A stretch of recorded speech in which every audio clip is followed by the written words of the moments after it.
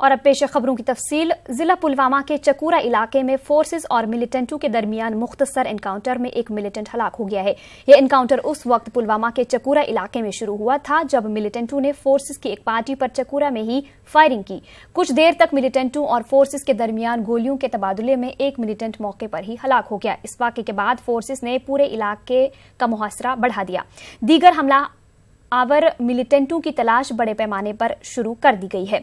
इस दौरान फोर्सेस और मुश्तइल अफराद के दरमियान झड़पें भी हुई हैं। पुलवामा में मोबाइल इंटरनेट खिदमात भी मुअत्तल कर दी गई हैं।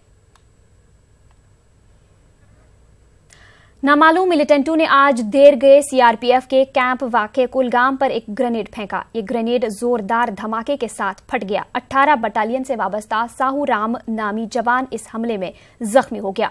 उसको इलाज के लिए कुलगाम अस्पताल में दाखिल किया गया है। इसके बाद सिक्योरिटी फोर्सेस ने पूरे इलाके को मुहासरे में ले लिया। उधर पुलिस ने धमाके के हवाले से कोई भी जानकारी फराहम नहीं की। पुलिस ने ग्रेनेड फेंके जाने की खबर को ही मुस्तरद कर दिया है।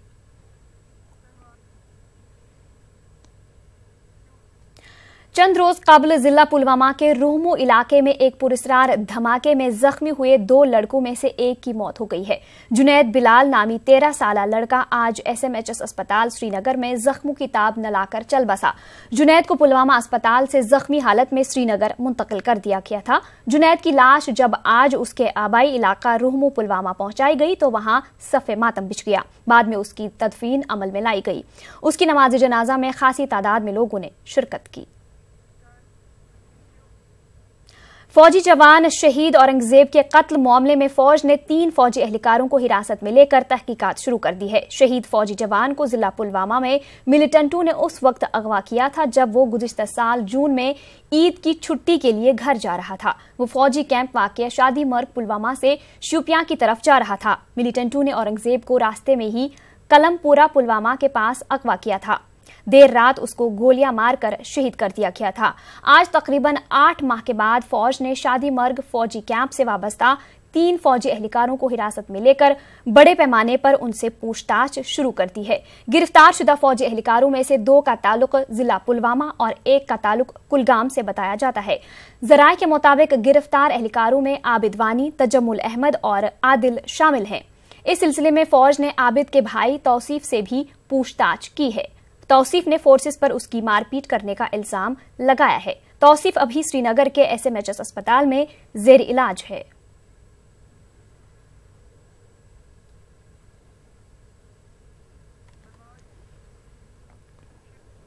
गवर्नर सत्यपाल मलिक का कहना है कि हिफाजती अमला बेहतर तरीके से अपना काम अंजाम दे रहा है। उन्होंने कहा कि जहां भी कोई शिकायत सामने आती है वहां हिफाजती अमले को जवाबदेह बनाया जाता है। गवर्नर जम्मू में मीडिया से बात कर रहे थे। महबूबा मुफ्ती के हालिया बयान पर तबसरा करते हुए गवर्नर ने कहा कि वो पहले भी ऐसे बयानात से बरसर इख्तिदार आई थी और अब भी उनके ये बयानात इसी कड़ी का हिस्सा हैं।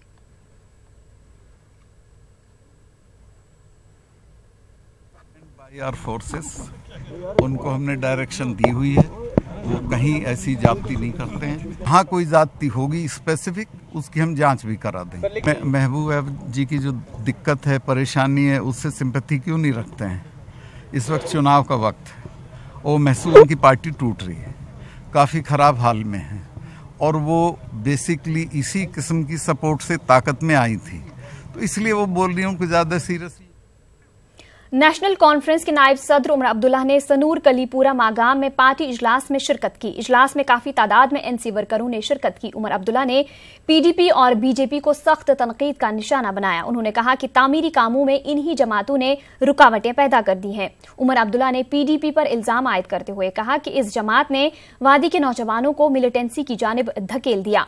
उमर अब्दुल्ला ने PDP और BJP को एक ही जमात करार दिया। हम तो भूल गए थे क्रैकडाउन किस चीज को कहते हैं। हम भूल गए थे यहां ऑपरेशन क्या होता है। धकेल दिया हमारे नौजवानों को मिलिटेंसी की तरफ।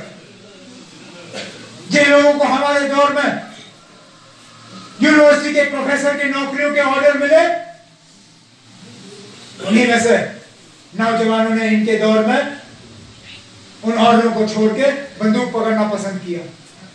इलेक्शन लड़े गए बीजेपी को बाहर रखने के लिए, और इलेक्शन जीतने के बाद उसी बीजेपी को हुकूमत में शामिल किया गया। इसी दौरान पीएसए हटाने पर उमर अब्दुल्ला ने कहा कि कश्मीर के सियासी लीडरान ही इस कानून के हटाने की मुखालफत करते हैं। बीजेपी की जानिब से अगले वजीर आला के दावे से मुतालिक एक सवाल के जवाब में उमर अब्दुल्ला ने बीजेपी के दावों को मुस्तरद किया। उन्होंने कहा कि वजीर आला का फैसला अवाम करेगी। उन्होंने रियासत में जल्द इंतखाबात कराने पर जोर दिया। कश्मीर के जो लीडर हजरात हैं, कम से कम वो इस चीज़ का तो इस्तकबाल करें कि इस कानून को हटाने की बात की गई, लेकिन मुखालफत वहीं से आ रही है। लेकिन उनकी मुखालफत इसमें कोई रुकावट नहीं डालेगी। इंशाल्लाह हुकूमत हमारी बनेगी और पब्लिक सेफ्टी एक्ट को हम दस्ती वहाँ से हटा देंगे। सर, रविंद्र रैना ने कहा कि अगला जो चीफ मिनिस्टर होगा वो जम्मू का होगा और खासकर बीजेपी का होगा। अब अगले चीफ मिनिस्टर का फैसला रविंद्र रैना नहीं करेगा। अगले चीफ मिनिस्टर का फैसला जम्मू कश्मीर और लद्दाख के लोग करेंगे। बीजेपी सीट जीतें और बनाएं। उनकी अपनी जम्मू में उनकी हालत खस्ता है, वो डरे हुए हैं, वो बार बार दिल्ली जाके इलेक्शन पोस्टपोन करने की बात कर रहे हैं। ये जितने लोग भी आज बड़े बड़े दावे कर रहे हैं वो सब डर के मारे घर बैठे हुए हैं। इनमें से एक भी लोगों के सामने जाने के लिए तैयार नहीं है। बाकी ये तमाम लोग जिनका आप जिक्र कर रहे हो, ये सब दिल्ली जाके वहाँ पे भीख मांग रहे हैं कि किसी तरह इलेक्शन पोस्टपोन हो जाए। हम आज भी कहते हैं न सिर्फ वज़ीर आज़म से लेकिन इलेक्शन कमीशन से कि आप इलेक्शन दस्ती कराइए, यहाँ के लोगों को अपना फैसला करने दीजिए, नई हुकूमत बनेगी और यहाँ के लोगों के मसले हल हो। JKLF के चेयरमैन मोहम्मद यासीन मलिक को आज पुलिस ने हिरासत में ले लिया। लाल चौक के आबी गुजर इलाके में यासीन मलिक को उस वक्त हिरासत में लिया गया जब वो अपने हामियों के हमरा मार्च निकालने की कोशिश कर रहे थे। सियासी कैदियों को मुस्तकिल हिरासत में रखने के खिलाफ ये मार्च निकालने की कोशिश की जा रही थी। इस मौके पर यासीन मलिक ने बैनुल-अक़वामी फोरम से मुदाखलत करने और तमाम सियासी कैदियों की रिहाई को यकीनी बनाने की अपील की। के तहत हुर्रियत पसंदों को जम्मू कश्मीर की हदूद में ही जेलों में रखा जाता था, लेकिन आज आप देख रहे हैं कि उनको भी हरियाणा के मुख्तलिफ जेलों में कैद करके रखा गया है।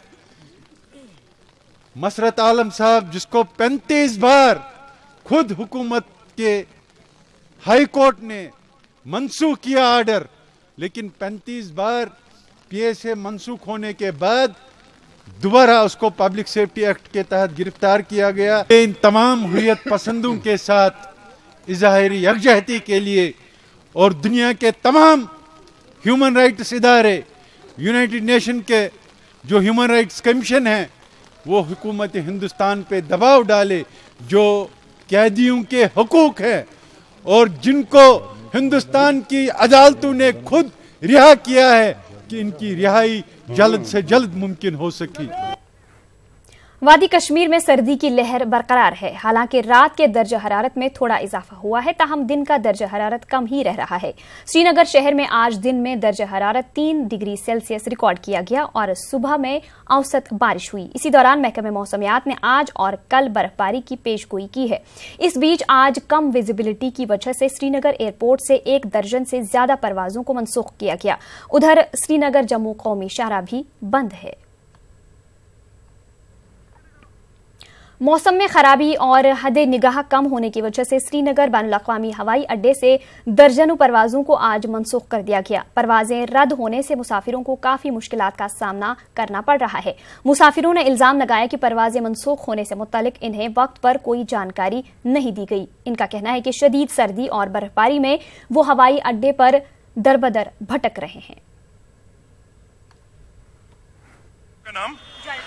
जलपा जी, बताइए, ये जो फ्लाइट कैंसिल हुई तो कितनी हार्डशिप्स का सामना आपको? बहुत हार्डशिप हो रही है क्योंकि एयरलाइंस बताते भी नहीं है पहले से कि कैंसिल है। मेरी बच्ची घर पे रुक रही है, मुझे घर जाना है एंड ऑब्वियसली अभी पॉसिबल नहीं है। स्नो हो रही है, कहाँ जाए कुछ समझ में नहीं आ रहा है। कोई टैक्सी भी नहीं है, कुछ नहीं है। क्या कुछ अरेंजमेंट किए गए एयरलाइंस की तरफ से? नथिंग, फोन भी नहीं आया कि कैंसिल हुआ है नहीं हुआ है, कुछ नहीं। कम से कम हमें मैसेज आना चाहिए था, ईमेल आना चाहिए था। हम घरों से नहीं निकलते। हम यहाँ पहुँचे तो अभी भी हमें कंफर्मेशन नहीं है कि फ्लाइट हमारी शेड्यूल्ड है या कैंसिल्ड है। यहाँ कोई सिस्टम नहीं है। हम यही गवर्नर इंतजामिया से भी, चाहे जो भी यहाँ की अथॉरिटीज़ हैं, उनसे मुतालबा करते हैं कि इसको नोटिस लीजिए, क्योंकि यहाँ हज़ारों की तादाद में पैसेंजर्स खड़े हुए हैं। इस बीच जम्मू श्रीनगर कौमी शाहराह पर रामबन और बानीहाल के दरमियान मुख्तलिफ मकामात पर भारी पस्सियां गिरने की वजह से शाहराह पर ट्रैफिक की नकल हमल बंद कर दी गई है।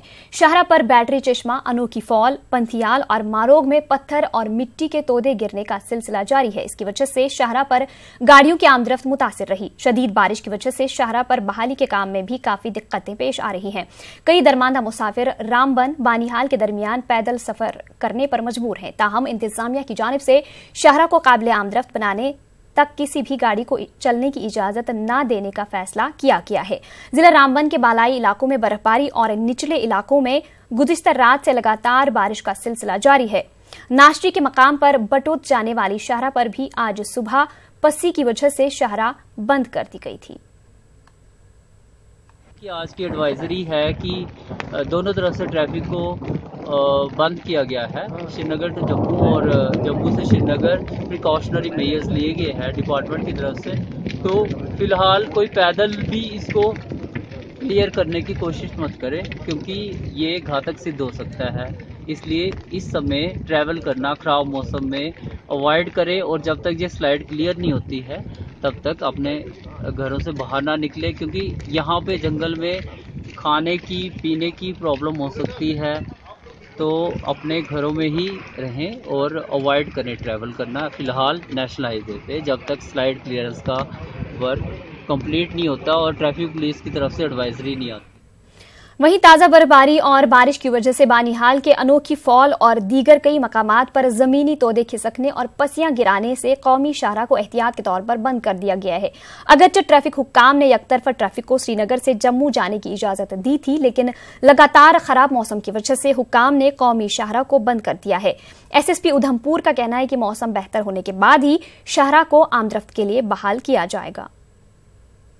कल 10 बजे से मैं यहीं पे रुका हूँ, तो कल शाम से ये बता रहे हैं यहाँ पे कि लैंडस्लाइडिंग हो रही है।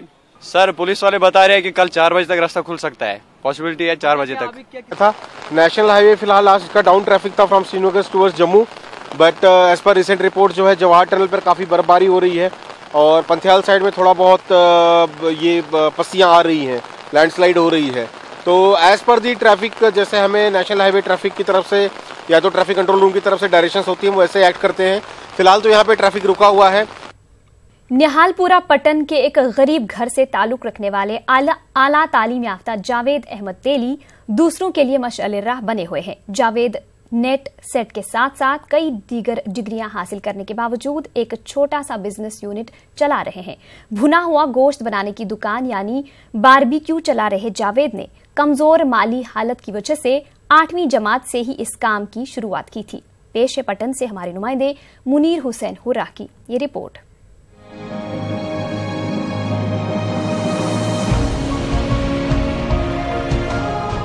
निहालपुरा पट्टन का आला तालीम याफ्ता जावेद अहमद तेली ने साबित कर दिखाया है कि इंसान सख्त मेहनत और लगन से मुश्किलात के बावजूद अपने ख्वाबों को शर्मिंदाई ताबीर कर सकता है। नेट सेट और कई डिग्रियां हासिल करने के बावजूद वो आज भी एक छोटा सा बिजनेस यूनिट चला रहे हैं। जावेद निहालपुरा में बारबेक्यू की दुकान चला रहे हैं। 8वीं जमात से जावेद इस काम को अंजाम दे रहे हैं। घर की कमजोर माली हालत ने जावेद को कम उम्री में ही अपने वालिदैन का हाथ बटाने के लिए मजबूर कर दिया था। बचपन से ही बारबेक्यू यानी तुज्जा बनाने के काम के साथ साथ इसने अपनी तालीम भी जारी रखी। जावेद ने 2 मर्तबा masters, MPhil computer course, horticulture course, 2 मर्तबा नेट और सेट के इम्तिहानात पास किए हैं। इस वक्त जावेद टूरिज्म मैनेजमेंट में भी डिग्री हासिल कर रहा है। इस सब के लिए दरकार रकम का इंतजाम जावेद ने अपनी मेहनत के जरिए इसी बिजनेस यूनिट से किया। क्या हमारी कंडीशन जो थी उस टाइम बहुत वर्स्ट थी, तो मैंने सोचा कैसे किया जाए। अब ये ऐसा मतलब इतनी घर में जिम्मेदारियां हैं, तो मैंने सोचा चलो मतलब एक छोटा सी रकम से 50 रुपया से मैंने स्टार्ट किया। बस ये 2-4 रुपया हम कमाते थे दिन भर। तो स्कूल का भी होता था, तो स्कूल से आते थे फिर हम ये करते थे मतलब अलॉन्ग विथ माय ब्रदर। तो 4 बजे के बाद हम ये काम कर रहे थे। उसके बाद जब हम घर आते तो 10 बजे में किताबें उठाता था, मतलब रीडिंग करता था। तालीम याफ्ता और बेरोजगार नौजवानों के लिए जावेद तेली एक मिसाल हैं। जावेद का कहना है कि वो निहालपुरा में अपनी दुकान पर तालीम याफ्ता नौजवानों की काउंसलिंग भी करते हैं और इन्हें करियर के हवाले से मुफीद मशवरों से नवाजते हैं। इनकी दुकान पर अक्सर तालीम याफ्ता नौजवानों की भीड़ जमा रहती है। देखो, जब हम शाम के वक्त वहाँ पर हम वो ये काम स्टार्ट करते हैं, मतलब 5-5:30 बजे के आसपास, तो जितने भी मतलब यंगस्टर्स है, यंग अनएम्प्लॉयड यूथ है, वहाँ पर आते हैं। साथ साथ इसका टेस्ट लेने के साथ साथ भी हम डिस्कस करते हैं, मतलब कैसे किस लड़के में कितनी कैपेबिलिटी है, कितना इसमें पावर है। तो उस हिसाब से मैं उसको गाइड करता था, आपका पोटेंशियल इसमें है, आपका एबिलिटी आप इसमें, आप इस फील्ड में जाओ। वहाँ से वो बूस्ट होके जाते। और बहुत सारे मतलब मेरे फ्रेंड्स है जिनने अच्छा किया है। जी हाँ, जावेद साहब तकरीबन पिछले 20 साल से बारबेक्यूज बेच रहे हैं वहाँ पे। तो हम जाते थे, मेरे फ्रेंड्स उधर जाते थे, मैं भी जाता था उधर बारबेक्यूज खाने के लिए। और वहाँ पे हम एजुकेशन के बारे में भी बात करते थे, बिजनेस के भी बारे में भी बात करते थे। तो उसी की बदौलत मैंने अपना भी यूनिट खोला है। एजुकेशन भी कंप्लीट मैंने की है, कंप्लीट नहीं की तो एमए मैंने कंप्लीट किया है। जावेद का कहना है कि वो स्कूल से 4 बजे वापस लौटने के बाद मामूल के मुताबिक अपनी इस दुकान पर पहुंचते थे। रात 10 बजे के बाद वो पढ़ाई किया करते थे। 2014 में जावेद को सरकारी नौकरी मिली, यानी जावेद जनरल लाइन टीचर तैनात हुए। ताहम जावेद ने बचपन से किए हुए इस काम को नहीं छोड़ा। जावेद का कहना है कि इस कमाई से ही उन्होंने तालीम के तमाम अखराजात पूरे किए। इसके अलावा उन्होंने इसी से मकान भी तामीर किया, चंद कनाल जमीन खरीदी और इसी पेशे की आमदनी से अपनी 3 बहनों की शादी भी अंजाम दी। मतलब जितना भी आज मेरा है, मतलब मेरी पढ़ाई, मेरी मतलब फैमिली का आज जो स्टेटस है, हमने भैया के लिए मैंने शॉप ली या ज़मीन कुछ खरीदा या सिस्टर्स की शादी की, ये सब कुछ इसी के बदौलत मैंने किया है, इसी काम से स्टार्ट किया है। और इसी काम को मैं इतना रिस्पेक्ट अभी भी करता हूँ, क्योंकि सब कुछ किताबें, भैया का मतलब उसकी अभी एंगेजमेंट हुई है, सब कुछ इसी के बिना पे मैंने किया है। पढ़ाई के साथ साथ मतलब छोटी छोटी अपने बिजनेस को सेटअप करे ताकि वो अपने फैमिली को सपोर्ट कर सके। सोरी पढ़े वढ़े लिखे विखे बबा मेहनत बे चलो तम सोन घर मोन मोल मोज पन अयाल तो बह चलान शुक्र खुदायस कुन पे असल रपी ज़ान। Javed garment degree college Pattan में बहसीती काउंसलर भी काम करते हैं। वो इग्नो से मुंसलिक तलबा को हर इतवार को पढ़ाते हैं। जावेद का कहना है कि शुरू में इस काम से उनके कुछ दोस्त नाराज भी हुए और इन पर तंज भी किया करते थे, ताहम उन्होंने हौसला रखा। जावेद ने तालीम याफ्ता नौजवानों को ये पैगाम दिया है कि तालीम के साथ साथ कोई भी काम करने में किसी किस्म की शर्मिंदगी महसूस नहीं करनी चाहिए। इस पेशे से मुंसलिक होने से जावेद मुतमईन है। न्यूज़ 18 उर्दू के लिए पट्टन से मुनीर हुसैन हुर्राह की रिपोर्ट। काऊसा नाराबल के बिलाल अहमद डार नामी साइकिलिस्ट ने एक तारीख रकम करके राजस्थान में मुनाकिदा नेशनल चैंपियनशिप में नया नेशनल रिकॉर्ड कायम किया है। बिलाल ने 3 किलोमीटर की साइकिल दौड़ 3 मिनट 38 सेकेंड में मुकम्मल की है। इससे पहले भी बिलाल ने कई रिकॉर्ड कायम किए हैं। इंदौर में भी बिलाल अहमद ने साइकिलिंग में 3 रिकॉर्ड कायम किए हैं। ट्रैक एशिया कप में भी बिलाल ने मुल्क की नुमाइंदगी की। इंडोनेशिया में बिलाल ने मुल्क की नुमाइंदगी करके हिंदुस्तान के लिए पहली मर्तबा मेडल हासिल किया। बिलाल ने मलेशिया, स्विट्जरलैंड, थाईलैंड, इंडोनेशिया और दिल्ली में बैनुल अक़वामी मुकाबलों में मुल्क की नुमाइंदगी की। बिलाल ने अब तक सोने के 7, 6 चांदी और 3 कांसे के तमगे हासिल किए हैं। एशिया कप में भी बिलाल ने 2 चांदी के मेडल हासिल किए हैं। यौम जमहूरिया के मौके पर बिलाल डार को साइकिलिंग के मैदान में स्टेट अवार्ड के लिए चुना गया। इन कामयाबियों के बाद घर पहुंचने पर बिलाल का शानदार इस्तकबाल किया गया। बिलाल की कामयाबी पर उनके इलाके और घर वाले भी खुशी से फूले नहीं समा रहे हैं। वाज़ेह रहे कि बिलाल अपने वालिद की शफकत से महरूम हो चुके हैं। बिलाल ने मुतलकीन से माली मदद की अपील की है। अपने स्टेट ने मेरे को अभी तक सपोर्ट कुछ नहीं किया है। जब मैंने मांगा, जब मुझे सपोर्ट की ज़रूरत थी, उस टाइम मेरे को उन्होंने सपोर्ट नहीं किया है। स्पोर्ट्स काउंसिल मेरे को कुछ सपोर्ट नहीं किया है। और जॉइंट के साइकिलिंग एसोसिएशन वो हर किसी जो भी साइकिलिस्ट है उसको सपोर्ट नहीं कर। और अब मैं चाहता हूँ मेरा स्टेट सपोर्ट करे मुझे, क्योंकि मैं आगे जाके अच्छा खिलाड़ी बन सकूँ। जी फादर का एक्सीडेंट होता 5-7 साल पहले हुआ था, उसकी वजह से मेरे को घर की इनकम बहुत ही नाजुक है। दादा उतना कमाई नहीं कर सकता है, फिर भी कुछ बेच के मेरे को सपोर्ट करते ही है। अमिस फादर जनाब सह गुजरियो एक्सीडेंट अंदर पत बहन बत सोख्त गोमुत अम वर वो कह सारा अगर गवर्नमेंट करस कि मदद यह हे ब्रोह पकित ये ओन मे लक्षस रुपये साइकिल गुजारा कहें मगर मे कुन जमीन तो अमिस ओनम साइकिल यह कोर खुदायन वनकस कामयाब मे गोड खुदाय सुन सहार पत अमिस वर कह सहारा अगर अमिस गवर्नमेंट कह मदद करे नजीक पक है ब्रोह कुन। हम भी एक साइकिलिस्ट है, लेकिन बिलाल ने जो किया उससे हम बहुत खुश है। बिलाल आगे पहुंचा, उसी तरीके से हम भी मेहनत कर रहे हैं कि हम भी आगे जाए। हमको हौसला मिला है कि हम बिलाल की तरह भी आगे जाए। 8 जनवरी 2019 को तरपे खाक के 2 कमसिन बहन भाई ननिहाल वाक़या कांगरीपुरा जाते हुए लापता हो गए थे।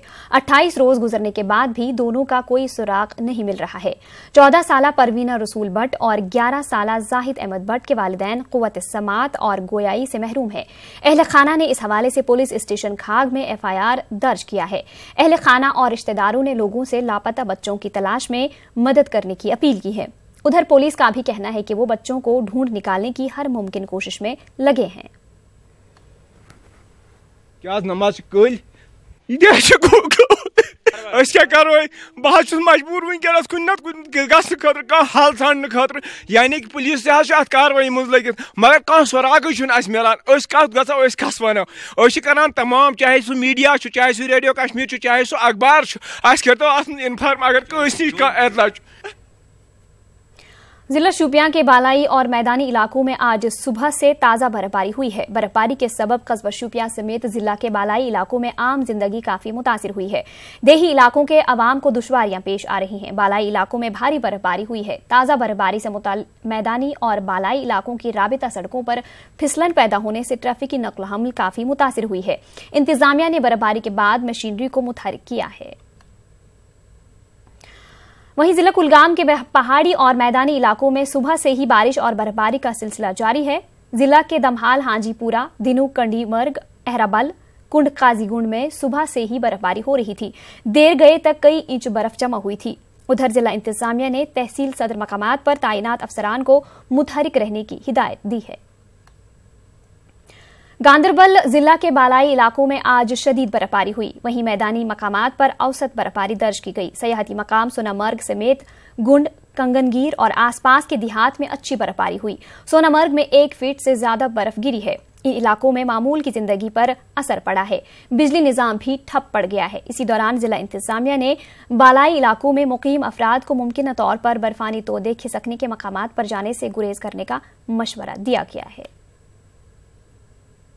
गुलमर्ग, टंगमर्ग और दीगर मैदानी इलाकों में आज सुबह से ही ताजा बर्फबारी हुई है। सड़कों पर बर्फबारी की वजह से फिसलन भी पैदा हो गई है। इसके चलते कई मकामात पर ट्रैफिक की नक्ल हमल में दुश्वारियां पेश आईं। मुतल्लिका महकमे ने सड़कों से बर्फ हटाने का काम शुरू किया है।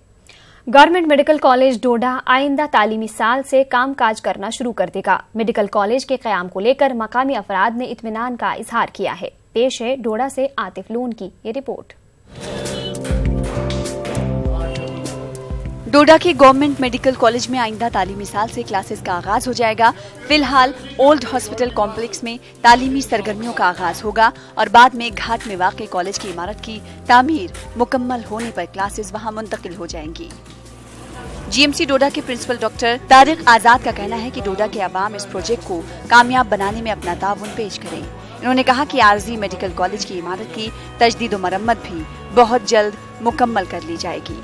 हम अभी मेडिकल कॉलेज को जो पहले 2 साल है वो शायद हम यहीं पर शुरू कर देंगे, इसी कॉम्प्लेक्स, ओल्ड हॉस्पिटल कॉम्प्लेक्स में, जिसको हमने नाम दिया है कैंपस मेडिकल कॉलेज। सिर्फ डॉक्टर बनाने के लिए नहीं मैं ये मेडिकल कॉलेज बनाया था, यहाँ पर लोगों को फैसिलिटीज़ देने के लिए, हेल्थ केयर फैसिलिटीज देने के लिए।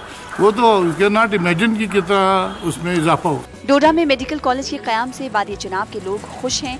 इनका कहना है कि अब इन्हें इलाज के लिए जम्मू या श्रीनगर जाने की जरूरत पेश नहीं आएगी, बल्कि यहीं पर बेहतरीन तिब्बी सहूलियात मुहैया होंगी। मेडिकल कॉलेज का फ़ायदा, हर फ़ायदा है हमें। यहाँ के बच्चे यहाँ तालीम हासिल करेंगे। बीमार जो है, जो चंडीगढ़, दिल्ली जम्मू रेफर होता था, उनका इलाज यहाँ पर होगा, गरीब आवाम बच जाएगी इससे।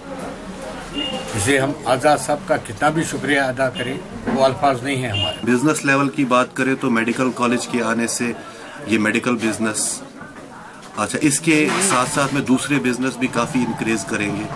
हमारे लोगों की बेरोजगारियां ख़त्म होने के चांसेस हैं।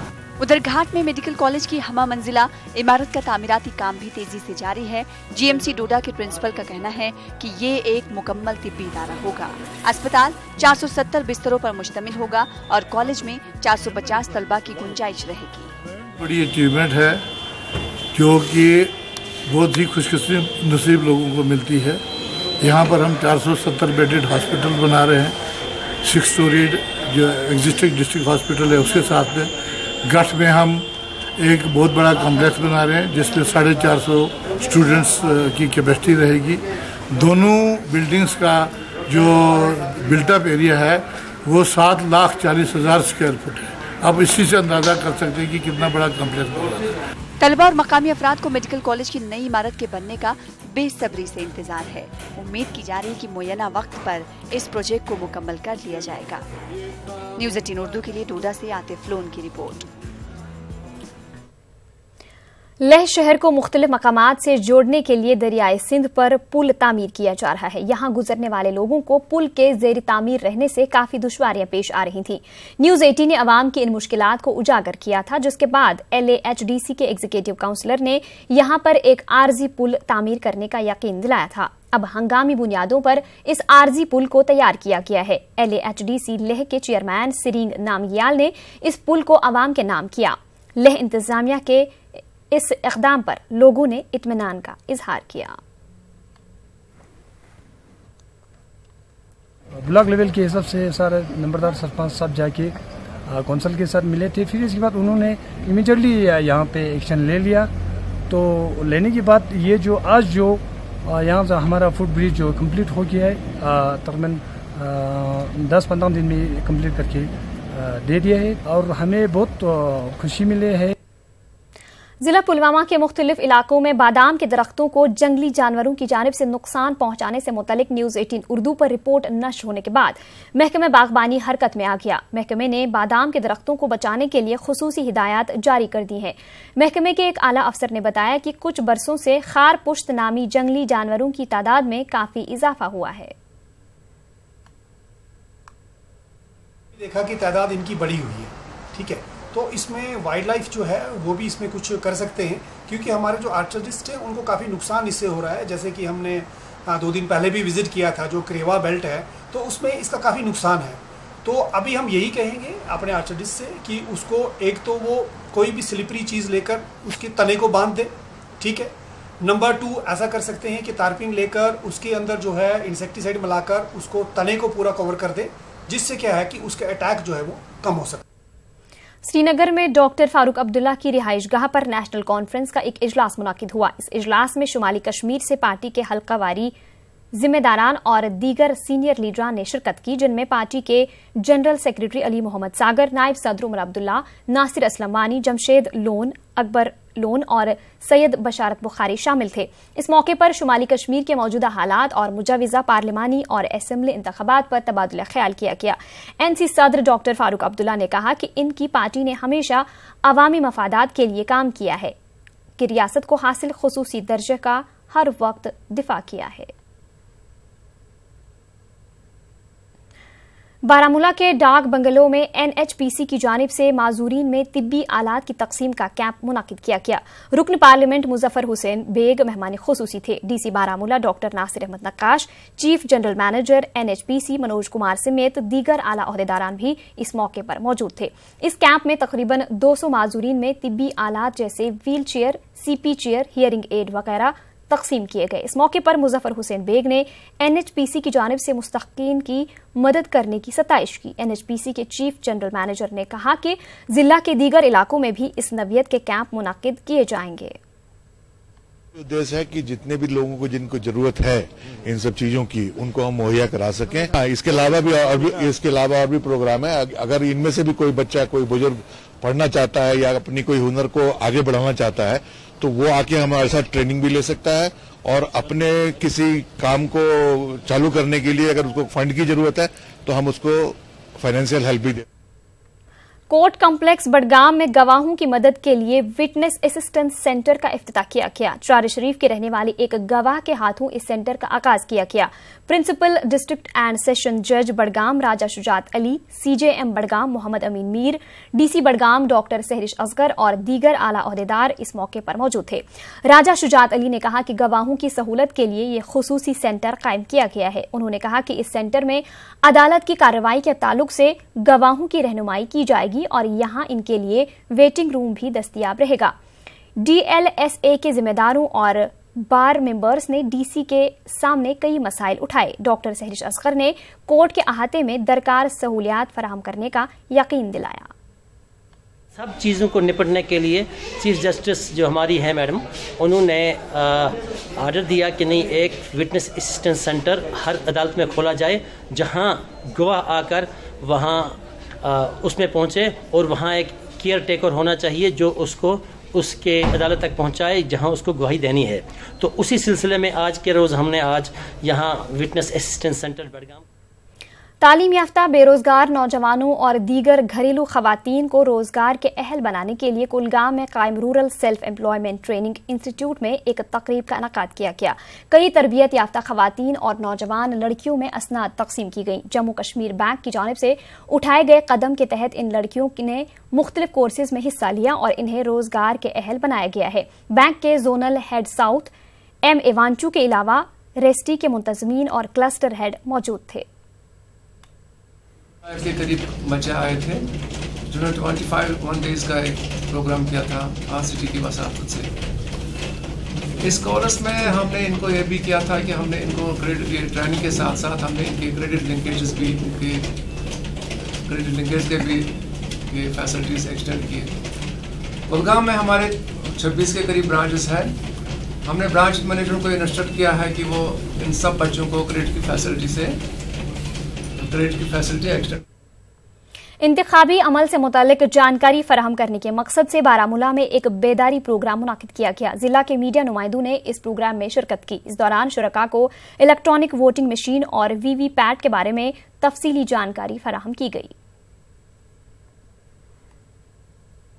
स्वीप की एक्टिविटीज़ के तहत आज यहाँ पर हमने मीडिया के हजरात को जो मीडिया से वाबस्ता है उनको बुलाया था। इस स्वीप के सिलसिले में अवेयरनेस जो हम चल रही है, वोटिंग मशीन है, उसके साथ एक और एडिशन है जिसको हम VVPAT कहते हैं।